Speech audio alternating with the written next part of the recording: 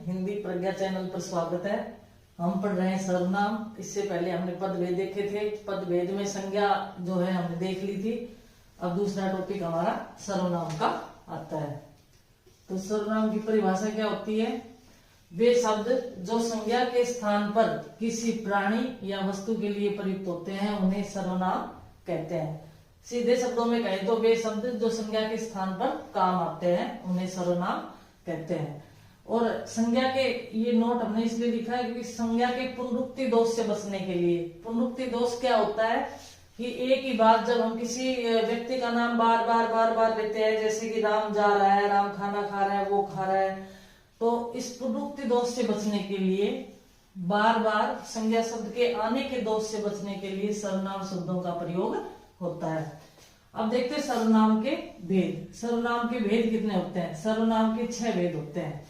पुरुषवाचक सर्वनाम, निश्चयवाचक सर्वनाम, अनिश्चयवाचक सर्वनाम, प्रश्नवाचक सर्वनाम, संबंधवाचक सर्वनाम और निजवाचक सर्वनाम। इस तरह से सर्वनाम के 6 भेद होते हैं। सबसे पहला देखते हैं हम पुरुषवाचक सर्वनाम। ये पहला आएगा पुरुषवाचक सर्वनाम। पुरुषवाचक सर्वनाम। पुरुषवाचक सर्वनाम क्या होते हैं? जिससे व्यक्ति के जिन सर्वनाम शब्दों से कहने वाले, सुनने वाले अथवा किसी तीसरे का बोध हो, अर्थात वक्ता, श्रोता या किसी तीसरे व्यक्ति का बोध होता है, उसे पुरुषवाचक सर्वनाम कहते हैं।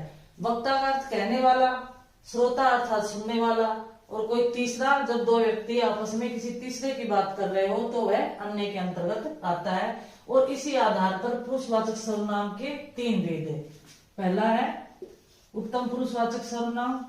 अब उत्तम पुरुषवाचक सर्वनाम किसे कहते हैं? वे सर्वनाम शब्द जो वक्ता का बोध कराते हैं, अर्थात कहने वाले का बोध कराते हैं। वक्ता का अर्थ क्या हुआ? कहने वाला, कहने वाला, बात करने वाला, वक्ता का बोध कराते हैं, उन्हें उत्तम पुरुषवाचक सर्वनाम कहते हैं। एक बार फिर ध्यान से देखें। वे सर्वनाम शब्द जो वक्ता का बोध कराते हैं, अर्थात कहने वाले का बोध कराते हैं, उन्हें उत्तम पुरुषवाचक सर्वनाम कहते हैं। इसमें जैसे मैं, मेरा, मैंने, मेरे, मेरी, मुझे, हमारा, हमारी, हमारे, हमें, हमसे, यानी कि मैं और हमसे शुरू होने वाले शब्द उत्तम पुरुषवाचक सर्वनाम में आएंगे। कौन कौन से? मैं और हम। मैं और हम से शुरू होने वाले शब्द, ये विशेष ध्यान रखें। मैं और हम से शुरू होने वाले शब्द किस में आएंगे? उत्तम पुरुषवाचक सर्वनाम में आएंगे। फिर इसमें एक नोट करने योग्य बात यह है कि देखो, अगर उत्तम पुरुषवाचक सर्वनाम के अंत में रा रे री, अगर रा रे री आता है तो उसमें संबंधवाचक सर्वनाम भी होता है और पुरुषवाचक सर्वनाम भी होता है। दोनों प्रकार के सर्वनाम होते हैं। अगर परीक्षा में ये इसी तरह दोनों ऑप्शन आ जाते हैं तो सबसे पहले हमें संबंधवाचक सर्वनाम करना पड़ेगा। जैसे कि मेरा भाई, इसमें रा आया है ना बाद में, मेरा भाई, तो ये आ गया। तो यानी कि जब जहां पर रा रे री, जिन उत्तम पुरुषवाचक सर्वनाम के शब्दों के अंत में रा रे री आ जाता है, वहां पर अगर दोनों ऑप्शन में हो तो हमें संबंधवाचक सर्वनाम करना पड़ेगा, न कि पुरुषवाचक सर्वनाम। जैसे मेरा भाई, हमारा घर, इसमें भी रह आया है और इसमें भी रह आया है। और जिन सर्वनाम संबंध, ये जो सर्वनाम है यानी कि उत्तम पुरुषवाचक सर्वनाम है, उसके अंत में रा रे री आते हैं तो उनके साथ कारक चिन्ह का प्रयोग नहीं होता।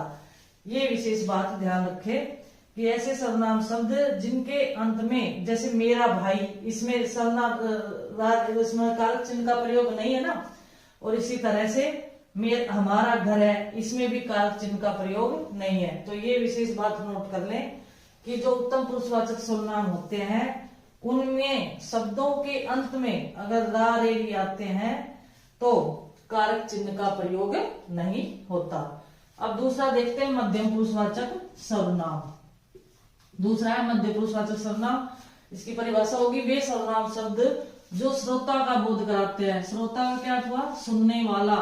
श्रोता का अर्थ हो गया सुनने वाला। जहां श्रोता, वे सर्वनाम शब्द जो श्रोता का बोध कराते हैं उन्हें मध्यम पुरुषवाचक सर्वनाम कहते हैं। जैसे कि तुम, तुम्ही, तुम्हें, तुम्हारा, तेरा, तेरी, आपने, आपको, आपकी। तो इस प्रकार के शब्दों का प्रयोग होता है, यानी कि तू से बने हुए शब्द और आप से बने हुए शब्द। किन प्रकार के शब्दों का प्रयोग होता है? तो तू से बने शब्द और एक आप से बने शब्दों का प्रयोग इसमें होता है मध्यम पुरुषवाचक सर्वनाम में। उत्तम पुरुषवाचक सर्वनाम में मैं और हम से बने शब्दों का प्रयोग, और मध्यम पुरुषवाचक सर्वनाम में तू और आप से बने शब्दों का प्रयोग होता है। अब तू दो रूप में प्रकट होता है, एक तो निकटता का संबंध दर्शाने के लिए, दूसरा अनादर भाव दिखाने के लिए। क्वेश्चन ये आ सकता है ना कि ये जो तू सर्वनाम है ये किस किस रूप में प्रकट होता है? एक तो संबंधों में निकटता दर्शाने के लिए, जब बहुत ही प्रिय होता है कोई तो हम उसको तू का संबोधन बोल देते हैं, आप वाली वो नहीं करते। और किसी को अनादर दिखाने के लिए भी, किसी का अनादर करने के लिए भी हम तू का प्रयोग करते हैं। तो इसमें क्या है कि ये तुम और आप एक वचन और बहुवचन दोनों में प्रयोग होते हैं। ये शब्द जो है तुम और आप शब्द एक वचन में भी प्रयुक्त होते हैं और बहुवचन में भी प्रयुक्त होते हैं। और इसके अंत में जब रा रे आता है तो कारक चिन्ह नहीं होता। ये तो वैसे ही विशेषता होगी जैसे कि इसमें उत्तम पुरुषवाचक सर्वनाम में थी, जैसे कि यहाँ पर अंत में रा रे लिया है तो कारक चिन्ह का प्रयोग नहीं, यही विशेषता इसमें भी होगी। अगर तुम और आपके बाद में रा रे भी आता है तो कारक चिन्ह का प्रयोग नहीं होता। जैसे कि तेरे को पढ़ना चाहिए, अब ये गलत है, ये सेंटेंस क्या है? गलत है। इसे होता तुझे पढ़ना चाहिए, तेरे को पढ़ना चाहिए, ये यहाँ पर गलत हो जाएगा और ये सही होगा तुझे पढ़ना चाहिए। तो यहाँ पर कारक चिन्ह का प्रयोग नहीं होता है अंत में। अगला देखते हैं, तीसरा क्या है? अन्य पुरुषवाचक सर्वनाम।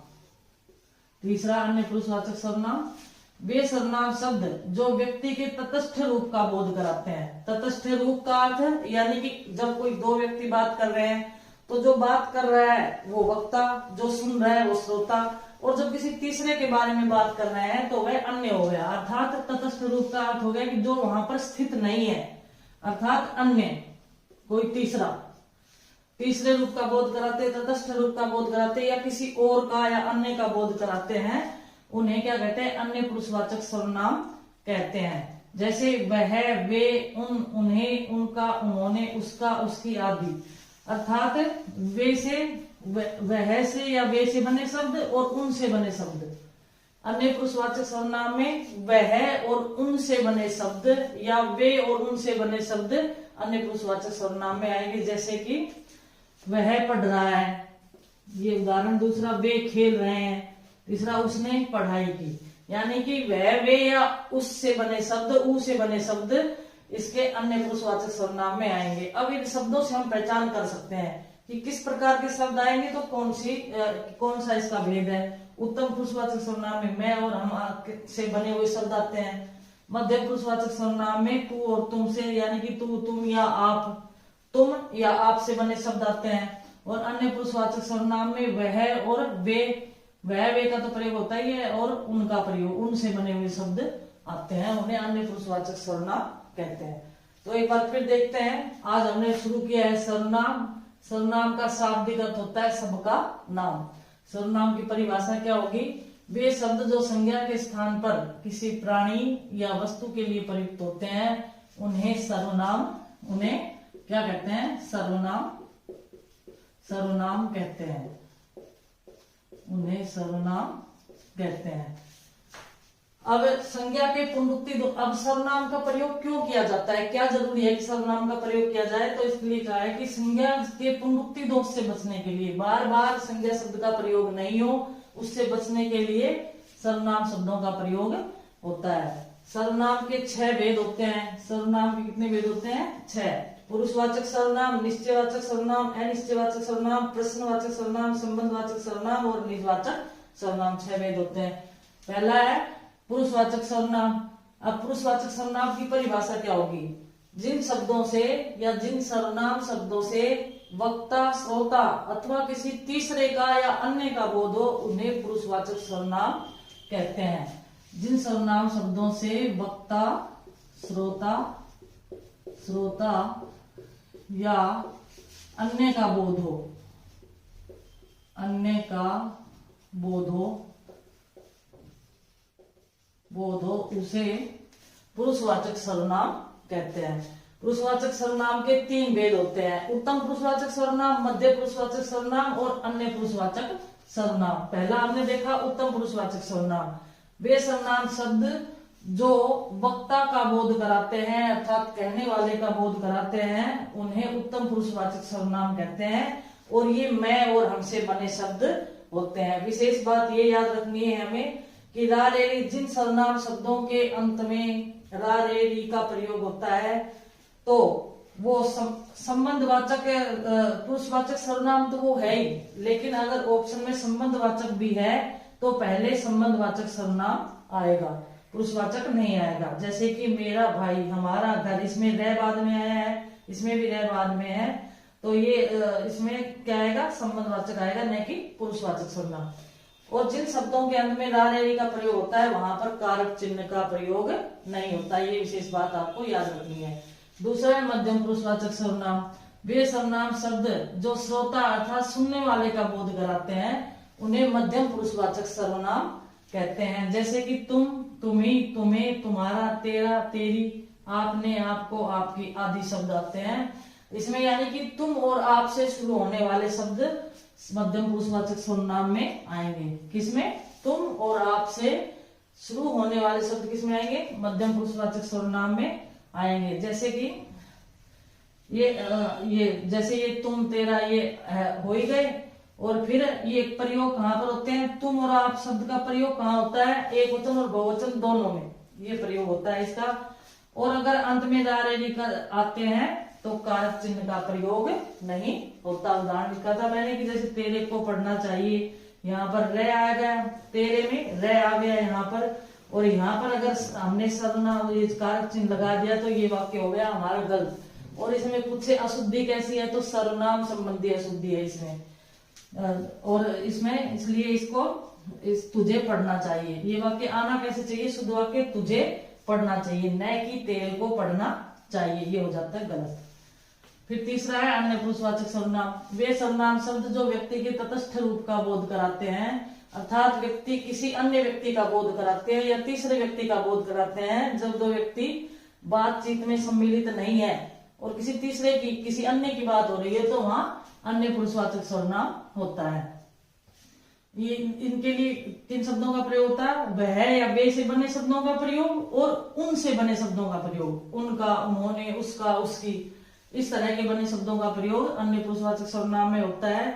जैसे कि वह पढ़ रहा है, वे खेल रहे हैं और उसने पढ़ाई की, उस और वह और वे से बने शब्दों का प्रयोग इसमें अन्य पुरुषवाचक सर्वनाम में होता है। तो इस प्रकार हमने ये आज सर्वनाम का एक भेद देखा है, इसके 5 भेद हो रहे हैं, वो हम अगली क्लास में देखेंगे।